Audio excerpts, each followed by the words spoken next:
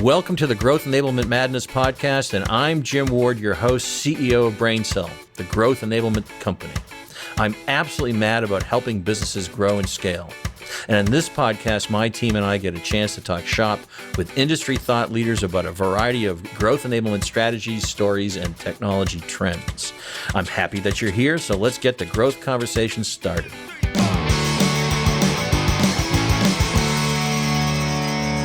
Welcome, everybody. This is Jim Ward. I'm CEO of BrainCell. We're a growth enablement company, and we are focused on helping companies grow and scale by using technology. So we have a wonderful guest who I've known for some time today joining us. I kind of made that sort of run through. That was a run-on sentence almost, I think, but that's how I write. But before we introduce our guest, let me also make sure we introduce the folks who are joining me on my podcast. Allie Lipman. Allie, say hi. Hello. Allie's a star here at BrainCell, an account executive. She does a great job. And then we have our content manager, Brian Anderson. Now I got to do poses because Allie's posing and it's terrible. We'll have to coordinate better next time, Brian. Yeah, I was gonna say I can't do the chin pose with the beard because then it gets all squished and it's bad. But yeah, we need like a YMCA type introduction. Yeah, that's not in the budget. Let's introduce our guest, somebody who I've known a long time. I have a tremendous amount of respect for. She is a leader in this industry. Her name is Nancy Harris. Nancy, say hi to everybody and tell us what your title is at Sage. Hi, everybody. Hi, Jim. Great to be with you. Thanks Nancy. for the invitation. Appreciate it very much. So nice to have Brian. you with us. Thank you. My title, Jim, is I'm the EVP and Managing Director of Sage for North America, which is our largest region for Sage. And by the way, a tremendous leader who has led with, well, I think everybody who works with you understands that you're a guiding hand, even-keeled, and you get us to the places we need to go, particularly as a partner, because we're a partner with Sage for, gosh, how many years now? I hate to even say it because it's a lot, Yeah. Right? And you and I have known each other now for some, I don't know, how many years is that? Do you know? 10 years. 10 years. Wow, a decade. Mm-hmm. And we'll get to this later, but I know that you've announced the retirement, but we'll talk about that later. So let's start off. We spent about 20 minutes here discussing stuff, and let's talk a little bit about what you see in the marketplace and trends for the small, medium-sized business marketplace.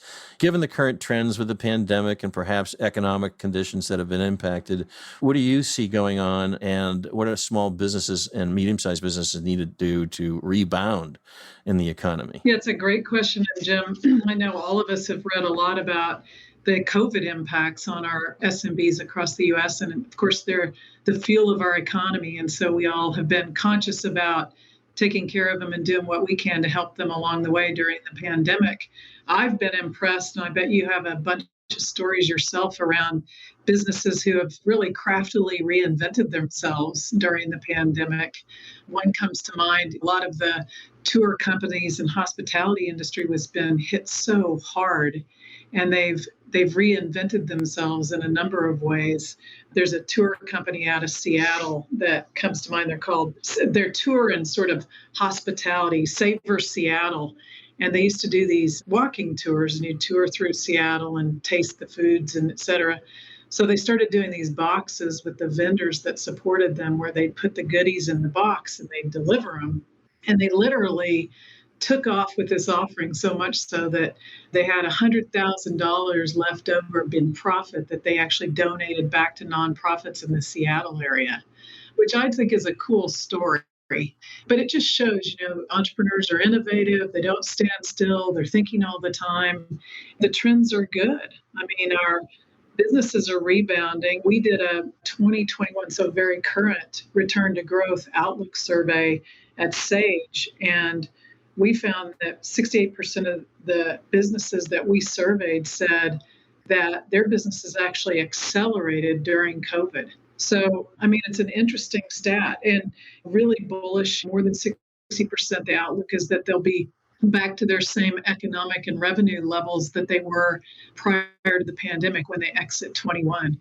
So there's a lot of positivity in the SMB space today, and I think we're seeing it translate to a booming economy again. And SMBs, they contribute a lot into the marketplace. I don't think people realize how many people are employed by SMBs. And how would you define an SMB, by the way? Well, at Sage, we focus, and our whole history has been built around serving small and medium businesses. And so we identify that as, can be anywhere from a solopreneur when we define a small business all the way up to 5,000 employees plus. We serve a range of those customers with our different accounting and payroll solutions, as well as our HCM solutions at Sage. Can you tell me a little bit about, because, Sage, which is a back office solution mostly, right? Or operational. That's really where Sage produces software, and it produces for SMB, small, medium-sized business. For those folks, I don't want to use acronyms all the time. So you guys do ERP, enterprise resource planning. You do HRMS, human resource software. You cover the gamut. What else am I missing? Yes. So within those categories, so we kind of think of it in 4 quadrants, and we think of it in the SMB, the small business axis and the medium business axis. And then on those axes, we think about it in, you just said it, but it's basically accounting, or in medium size, it's often referred to as ERP. And then the other category is HCM, human capital management, which is often referred to as the HR software space. And within that, we have a number of different payroll applications that also serve our customers well. So that's how we look at the markets and the segments that we serve.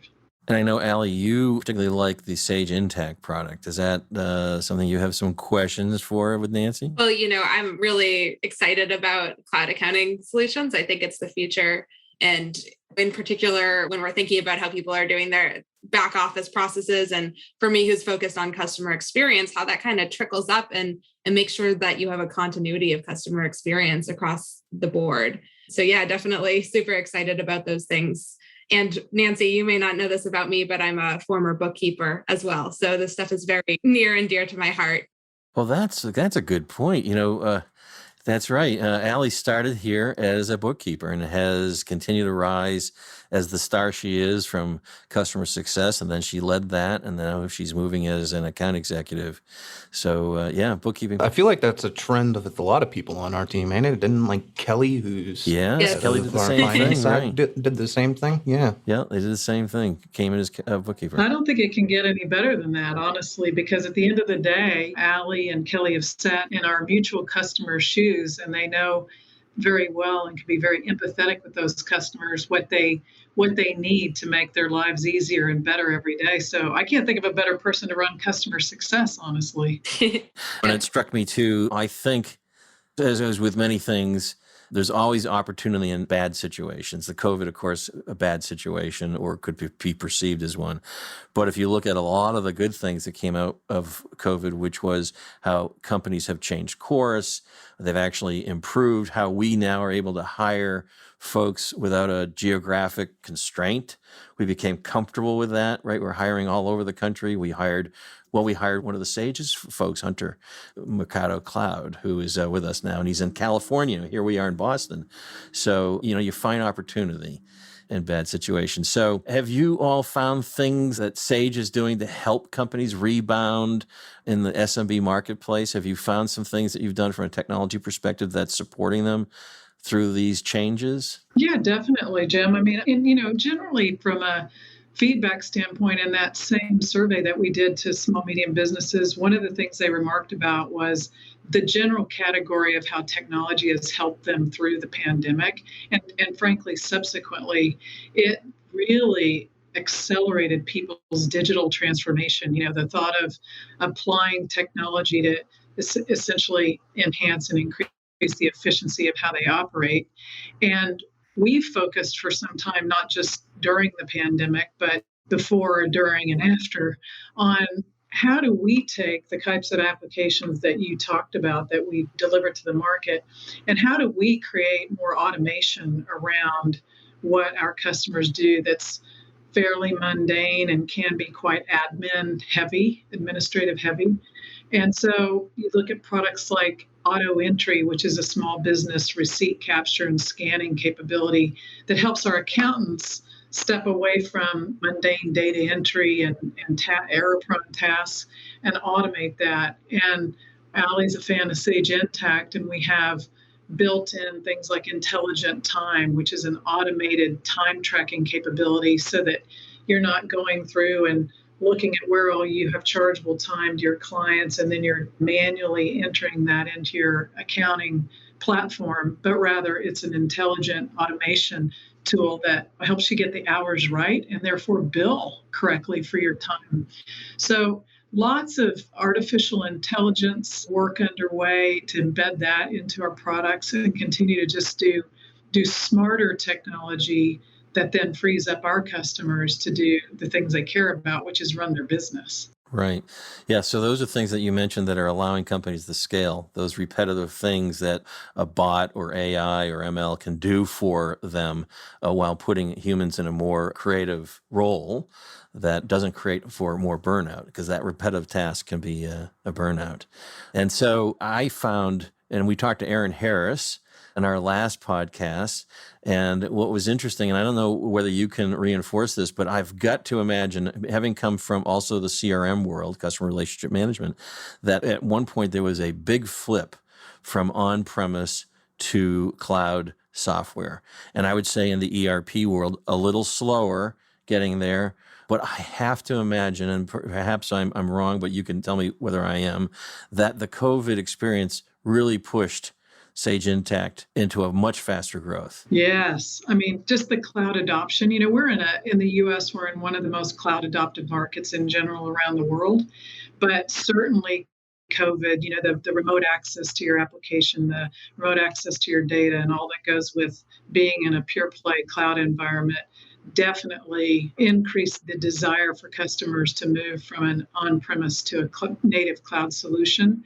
And the way that it's characterized itself in our business is not only have we seen a strong demand for Sage Intacct, but we've also seen demand from our on-premise or hybrid customers to move to Sage Intacct. And in fact, BrainCell, which is a reseller of our cloud-connected products as well as Sage Intacct, you've been a great asset to our customers in helping them make that kind of a move from one place in the Sage family to their next destination, which has been Sage Intacct. And we're seeing a lot of that through our partners and our customers. Yeah, we're seeing it as well and continue to see that. And we're continuing to help guide our clients together to more cloud Sage Intacct pure play on the cloud. And it was designed purely, Sage Intacct was purely designed to be cloud. It was never a conversion from an on-premise to a cloud. It is pure.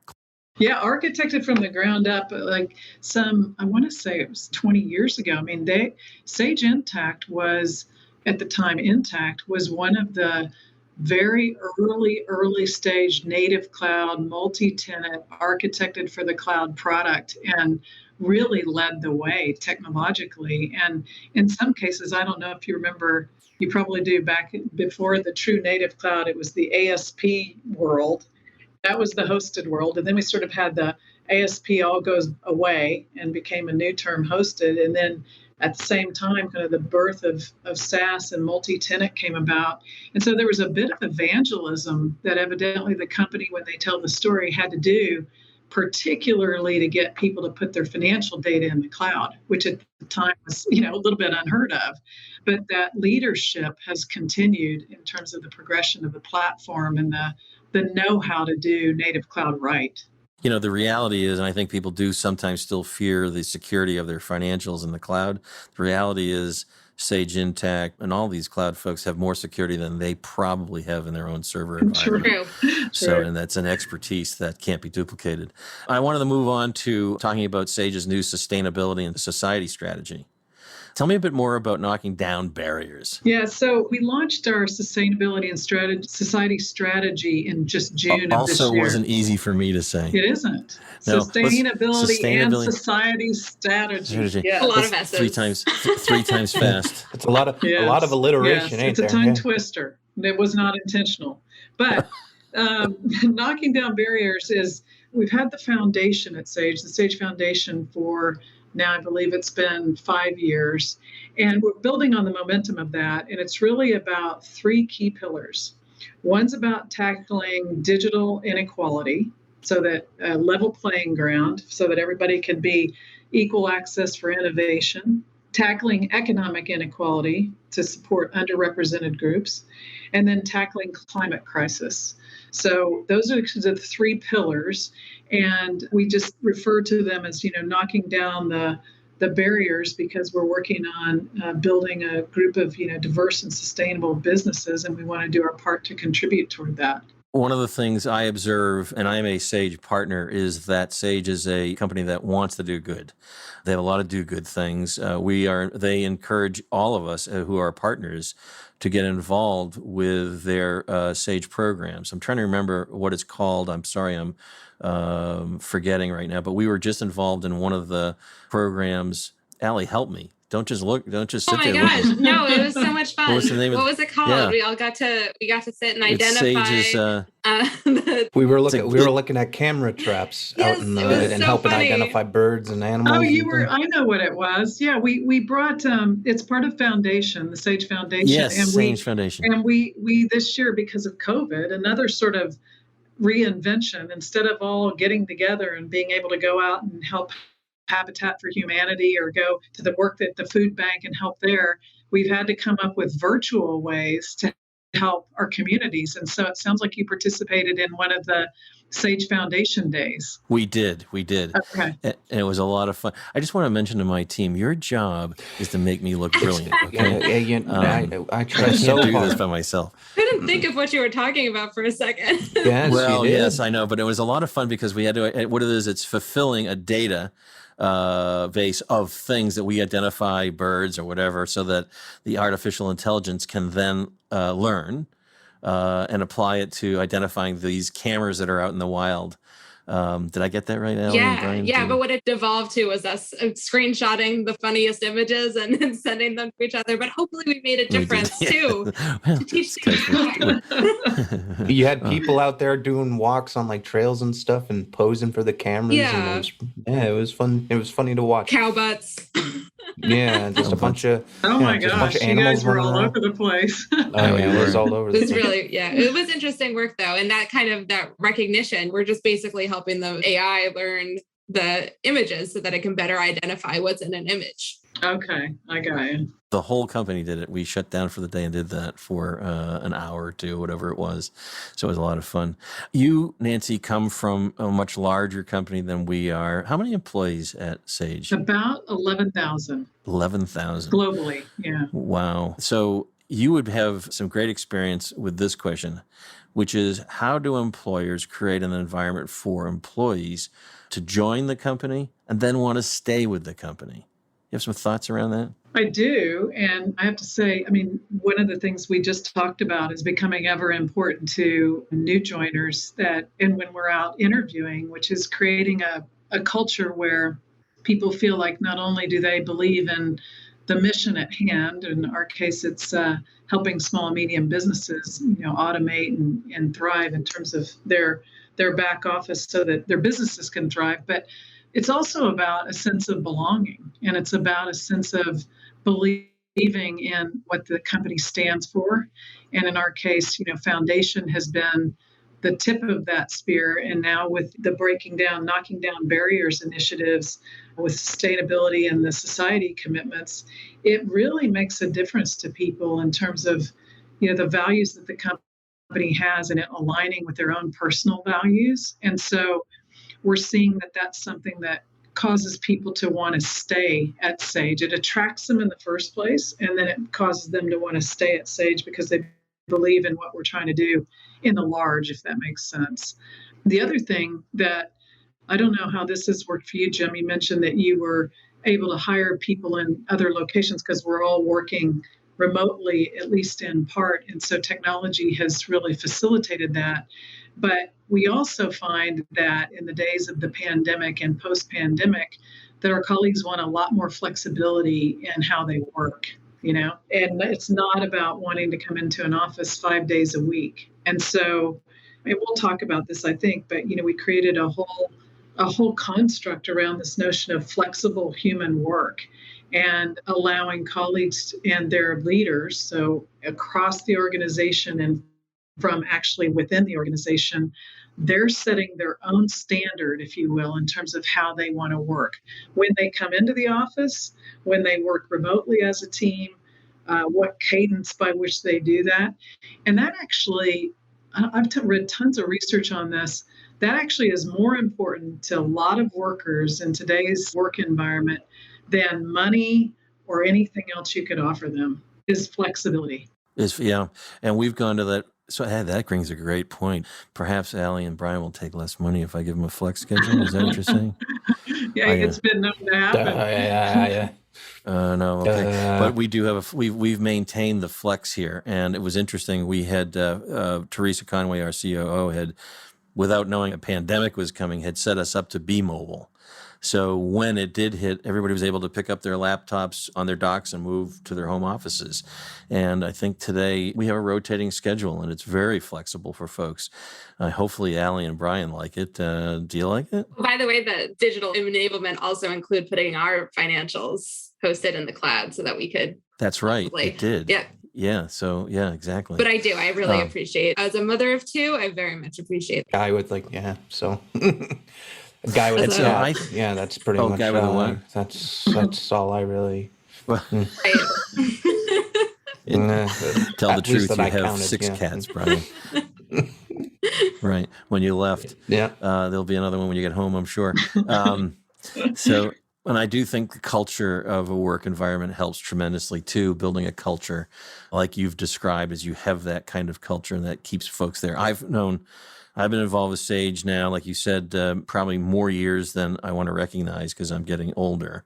And there are so many people that I know that have been there for so many years, and that continuity is really important. So we thank you for having that culture, and we build these relationships. And I think you know this, Nancy, that we feel like Sage's team, you, all the folks with you, we feel like you're part of our family. We really do. You and I have had conversations that really are like family conversations. We don't always agree, but we walk away agreeable. And so I really value that. I want to tell you before we move on to our techtainment section, whereas you're retiring, I said to you that your retirement to me is bittersweet. And bitter in that, I don't mean it in a bitter sense, but I mean it that I'm going to be very sad to see you not be there, because you've been such a tremendous leader. You've been such a good partner for me. And I really, really, really appreciate that. And I want you to know that. I want to tell you that publicly. And what's sweet is I'm happy that you're happy. And whatever you're going to do, whatever makes you happy, makes me happy. So we want to wish you the very best in this retirement. But we do have some questions about this retirement coming up. So if I had to ask you one of mine is, are you flip-flops or shoes? Oh, wow. Totally flip-flops. Jim, and thank you for the warm comments. Thank you for the warm comments. I want to say something in return just real quick, and then we'll keep the funny ones going. But I remember back when you and I first started working together, when early on in my career here at Sage, and we got off to a rough start, and it was, radical candor. It was built on radical candor. And I remember saying to you, Jim, you know what? Here's my MO. I don't do well with people who are upset at me, but I do really well in listening. And if you will just hear me out, I will hear you out. And you stopped and you listened to me, and I stopped and I listened to you. And from that point forward, it's been kindred spirits, honestly. And you have been a tremendous leader of Brain Cell, and you have built a great culture there. And I can tell you, my team and I, when we come to visit, we feel like we're coming to visit family. It's a warm reception. We get on the phone, we work things out, we see each other in person. It's like a reunion. I hope we have one before all is said and done. But thank you for your great partnership and for your very kind comments. Very much appreciated. Well, you will be welcome to come visit us anytime, post-retirement, during your, whenever you're leaving. I don't know when you're leaving, but I think, what did you schedule, end of the year or something? End of the year, yeah. End of the year, yeah. You're shepherding the next person to come in, I guess, and take your spot. Tough shoes to fill, by the way. I know that my team may have some other questions for you. I do, definitely. Okay. Nancy, how would you describe your upcoming retirement? Are you going to be is it going to be the type of retirement where you're traveling all the time, or are you going to be looking to, go to Hawaii, do some terrible things and end up in minimum security prison? Like, what type of retirement are you looking for? Well, not the minimum security piece. Yeah, lots of travel for sure. I love to travel. That's on the docket. And then a couple things. I don't know for you. I'm sure, Jim, as an entrepreneur yourself, it can become all consuming, and my role can become all consuming, and that's a bit on me. But I'm looking forward to stepping back from the mayhem of the day to day work and really reorienting myself toward giving back. And so I've recently joined a public company board that I'm looking forward to contributing to at a different level as a non executive director. I used to be really involved in the Austin nonprofit community, and I plan to get back to that. And then travel and reconnect with my family and friends who I feel like I've been a little AWOL, to be honest. So, chapter 2 is going to be fun and exciting. There are lots of flip flops involved. Good, because you've been in a very demanding role at Sage. Allie, did you have a question too? I do have a question, but Nancy, all that sounds like so much fun. I was on the board of a nonprofit as their treasurer, and I loved it. It was very fulfilling work. Got to go through a strategic planning initiative and all of that. So good for you. That's exactly what I want to get back to. Yes, it's very high impact, fulfilling work. My question, which is kind of related to your answer, is: are you hoping to learn any new skills or pick up any new hobbies during retirement? Yeah, I am for sure, Allie. Well, so I used to be a golfer, and I haven't golfed in a long time. So I think I'll give that another go. That's one of those things I think you need to do in retirement is golf. It comes with the territory, yeah. Yeah, and then gardening. So I am an amateur hack gardener, but I plan to build a garden and figure out seasonally what all to plant and how to do it. And who knows, maybe I'll live off the fat of the land, It'll be fun.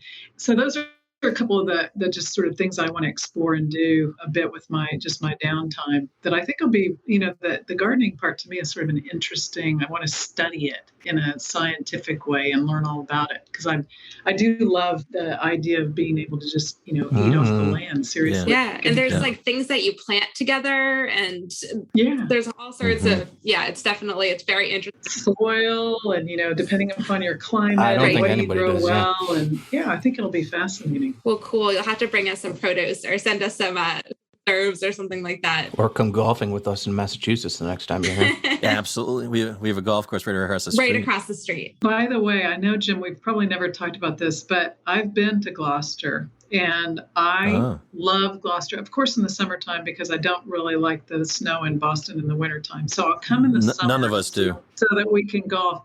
But I also want to go to Woodman's. Oh, we were just over right there. down the street from me. Yeah. Yes. Oh, my gosh. The best place on the planet. Have you been? Yes. Oh, you have been? Okay, because, I think it was Freddie Woodman who invented the fried clam. And Nancy, I don't know if you knew this, world. But there's a little bit of a war about which restaurant has the best fried clams around here. No, I didn't. You come here, and I'm going to take you to a couple spots so you can try the fried clams at various locations. They're all very good and slightly different as well. I've been thinking about retirement because I'm not far behind you. My fear is, my wife tells me this all the time, that I need to be busy all the time. I just can't. So my fear is not having things to do to keep my mind occupied. So, and one of the things I'm thinking about is, I think I'm going to get up really early still. I'm going to get up at 6 o'clock in the morning, and then I'm going to go drive around really slow and make everybody late for work. What do you think I want to let you know I stole that. That's not. I wasn't creative enough to come up with that. But it sounds like a great idea to me. So that sounds brutal to me, because you just create stress at 6 o'clock in the morning for yourself and for others. Oh, I'll be laughing. It'll be wonderful. It's something to do. But with his morning coffee, just driving around laughing at people. Well, we do up in Gloucester. We do have a summer home, and so if you do come, let me know. We may have an opening there for you to go and take some time there. So great, and we get out on a boat. How's that? Yeah, when you get here next time? That would be fabulous. So that's an invitation that's open to you anytime. I really want to thank you again for joining us today. You've been, again, a tremendous partner for me, a tremendous person to work with, and I mean that with all my heart. I want to thank you deeply for assisting BrainCell and all of our team members here. You've gone to great lengths to help the business and help our clients together to be successful. So thank you very much for joining us. Do you want to say any parting words to folks out there in our podcast land? Out there in radio land, radio video land. Yes, I would love to. I just wanted to thank you for the opportunity. Thank all of our mutual customers and the Brain Cell team. It's been a great partnership. I'm super confident it will continue to be a great partnership for us both. And I look forward to much continued success ahead. And thanks to all of our mutual customers for their loyalty to us. So it's been fun chatting with everybody. Well, Nancy, thanks again. And you can find Nancy on LinkedIn, I'm sure, Nancy Harris at Sage Software. I want to thank my cohorts, Allie Lipman and Brian Anderson. Folks, you can find these podcasts wherever podcasts are found, Apple, I don't know, Google, wherever. And, is it on Snapface? Is it on Snapface? The Snapbook, yeah. Snapface, Yeah. Snapbook and Bookface. and chat, Yeah. Bookface, and all that stuff. Yep. So, hey, don't want you to think I don't know about technology. All right, folks. Friggin' boomers. Thanks. This is Jim Ward, and thanks for listening. See you next time.